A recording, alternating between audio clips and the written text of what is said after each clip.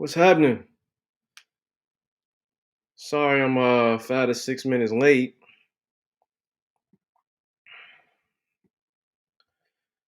Sorry, I'm late. Sorry, I'm late. Instagram, what's happening? I don't know what's going on. Let me see. All right.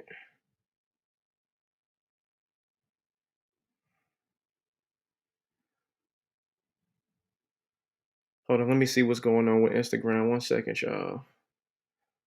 Let me exit it off here.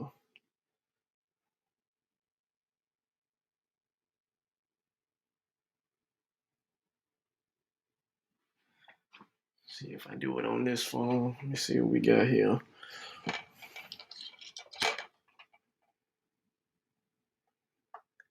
Sorry about that, people.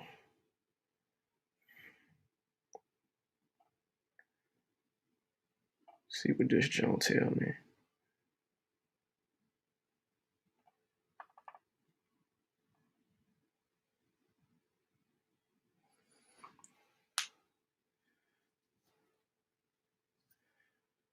All right, that's better. All right, we live on Instagram. Sorry about that, y'all. Had to get them technical things out the way. What up, people? I'm Courtney Matthews, CEO of Matthews Technologies, and I am the founder of the From Leads to Clients website.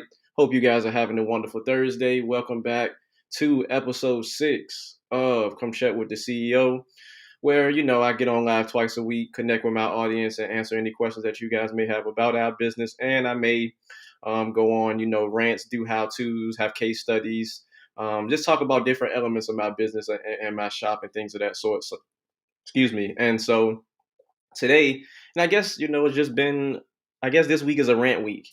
Um, Something that really bothers me with websites is when they're bad. And today I'm just gonna go over probably briefly 10 components that make a bad website. And if you do have a website out here, if you do have a web designer who built your website, and if you're missing any of these 10 components, go back and tell that person I have a bad website. And if you don't have a website at all, feel free to check us out at www.fromleadstoclients.com, and let's get on the call and we can look into that and see if we can be that solution for you. So bad websites. I know in the description they're in number order, but I'll try to follow that. But if I jump around and do things of that sort, that's just what I do. But number one, the number one thing that I see with bad websites is domain structure. If your domain is not secure, that's a problem. It's just a problem, And the way that you can tell that is websites that have HTTPS forward slash are secure websites. Now, if you just have HTTP, the site is not secure. I know if you use Apple products, you may get that error that says, "Hey, you're going to a bad site. Let's revert back to safety," things of that sort. Or some websites let you through. And again, like I said, not to go into a deep dive on domain structure, but when your domain is not secure, anything can happen to your website. People can get behind there, people can go up underneath of it, people can come from over top of it, and just do different things with your website. So you want to make sure that your domain is secure. And for domains, you can go to Google Domains, I believe Namecheap, you got GoDaddy. Can't remember if Wix does domains, but you got Squarespace, all of these different, platforms where you can go and get a domain from. We get all our domains from Google Domains, and they're fully secure and always secure. So that's number one. If your domain is not secure, 9 times out of 10, people will not visit your website. There is a stat out there that says 97% of people who come to your website, they don't come back. However, if you have a not secure domain, people definitely are not going to come. So that's number one. Number two is content. You don't have to have boatloads of content. You don't have to have 1,000,001 pages on your website. What problem are you solving? Who are you talking to? And how are you going to solve that problem? How you go solve the problem? Who are you talking to? And what problem are you solving? You can keep it simple. You can keep it simple. All these different pages and all these boatloads of information. Again, people don't sit on your website long enough unless they're trying to buy something, they're trying to read something, or they're trying to learn something. So, I see websites with millions and millions of pages. People are not gonna look that long. I mean, we already in a mobile device world, and people are not gonna sit on your website that long if you're not getting to the point. So that's number one. Excuse me, about content, domain structure, um, page loads. Like if your site is loading extremely slow and you have um, limited pages, or you have a lot of pages and your site is slow, 10 times out of 10 is hosted somewhere poorly.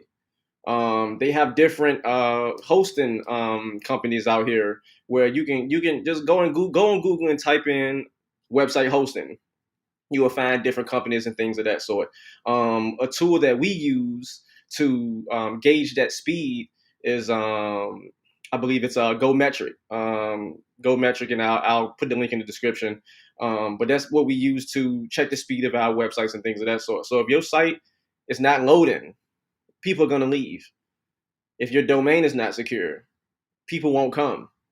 And if your content is not highlighting a pain point or solving a problem, or if they don't feel like they're being connected with, your website is not gonna do so well.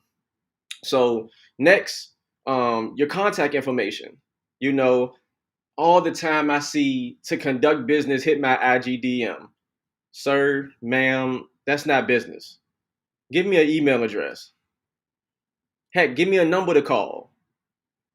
Just having your business name on your website where people can't contact you is insufficient. It's bad business. And I get it. Some people like to use social media DMs because they can track them that way, but emails are the same.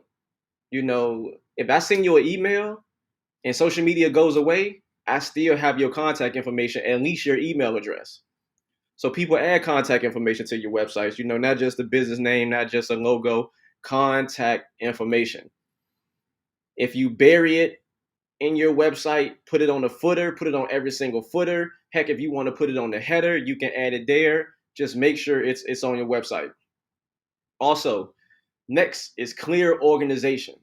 If you are a service-based business and you have a particular niche, build your website around that niche, highlighting 3 to 4 pain points about your target audience. About your target audience. If you, I get it, you a big company, you a big business, small business, whatever you want to call it. If you got a million and one different things going on your website, people not gonna know what to pay attention to. So for example, let's just say you was in the financial industry. So hey, we got a free ebook on help you how to budget. If you want to learn about credit, if you want to learn about investing, but then you got a separate page that talks about um, you know, elements of skydiving, for example. That don't need to be on your website when that's not your target audience. You definitely don't need that. So be clear and concise with your organization. Next, we have your design is just strictly uninspiring or user friendly. Um, they make color palettes for a reason. You can't have purple, pink, green, orange, yellow, brown, all these different colors on your website, because it again, it goes back to that structure element. You got all these different colors on your website where it just don't mesh. It don't make sense. It don't mesh. It takes the user all over the place. And again, people that come to your website, they typically leave, and they typically not on your website for a long period of time. So you want to make sure you got a clean cut color palette to make sure that you have what you need in that structure of your site.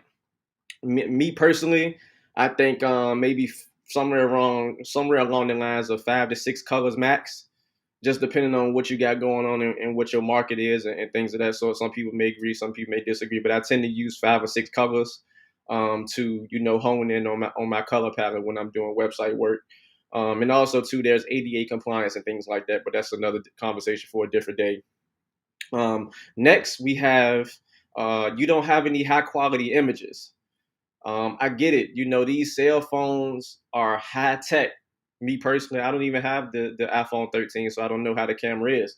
But you can't put pictures from your Samsung Razor, your Motorola Razor, or your BlackBerry or your Sidekick or whatever older device you have, and put that on your website and think people will be engaged to look at it. You need high quality images.